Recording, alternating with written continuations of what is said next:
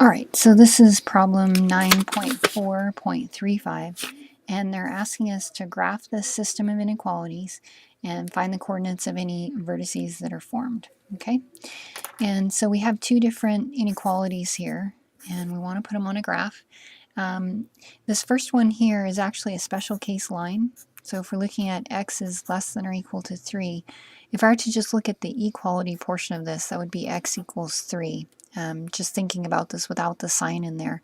And x equals 3 is going to be a vertical line that's going to go through this point 3 right there. So I'm going to go ahead and draw that, and then we'll talk about how to shade it. So x equals 3 right here, and this is going to be a solid line because of the equal sign. If there were no equal sign there and we were just dealing with a less than, then this would be a dashed line. Okay, so here's our x equals 3. This is the x-coordinate and the y-coordinate. Okay, and then what we're going to do with the other line is it's in the y equals mx plus b form. So what we're going to do is identify the slope and the y-intercept, and then we'll graph it. Oh, we need to do shading. So let's go ahead and do the shading here. When you're shading, you're going to choose a test point. And whatever your test point is, it needs to not be on the line. So for this point here, I'm going to choose a test point of 0, 0. And then basically we're plugging that point in, and we're going to see if we get a true or false statement. Okay, so when I plug in 0, 0, I'm actually just plugging in 0 for the x, because there is no y-coordinate here.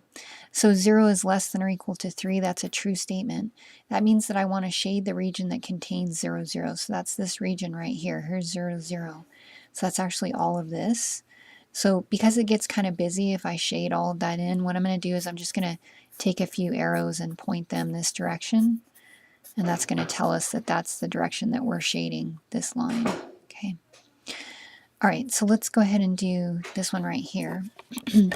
Again, I'm going to go ahead and make an equality out of this just so that we can look at this in the form of a y equals mx plus b kind of a thing.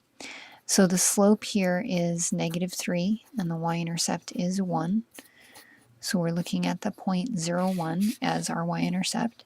So if I go up and graph that point, and then I'm a slope of -3, remember, is -3 over 1. So I'm going to go down 3, 1, 2, 3, and over 1. And then I'm actually going to count this out for a ways.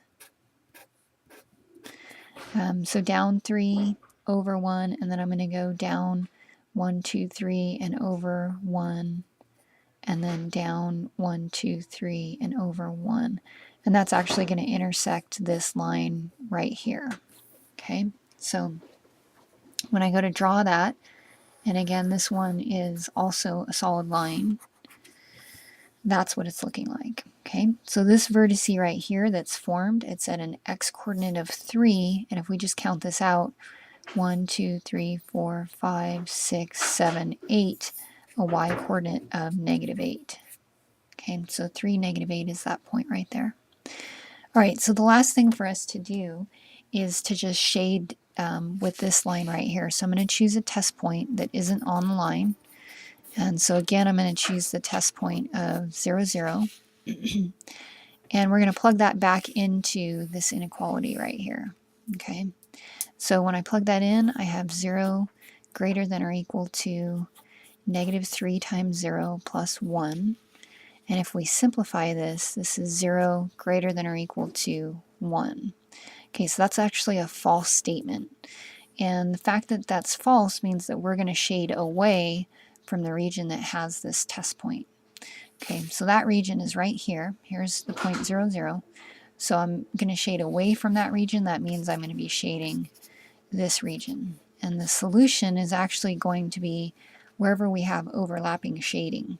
So you can see here with the arrows going this direction and these arrows going that direction, then the overlapping shaded region would be right in this area right here. Okay, so they're looking for two things on your homework with this. They're actually looking for you to graph the lines and show the shading, and then they're also looking for this coordinate right here of where these lines intersect. Okay, all right, that's it on that problem.